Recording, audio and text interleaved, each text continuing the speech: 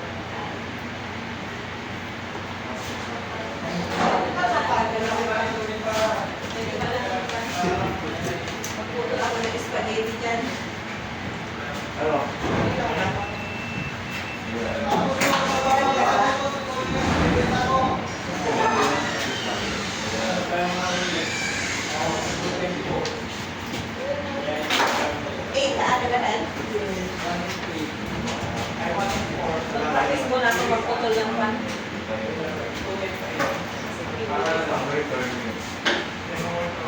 Magputol na. After that. Papa, nadala mo yung mga papel natin? Ay, Nadala mo yung papel mo? oo. Yung sa akin eh. Saan mo ba nalagay? Nandun yung abis mo. Nandun sa grupo yung sa akin. Paano magagawa niya? Nandun yung mga wire.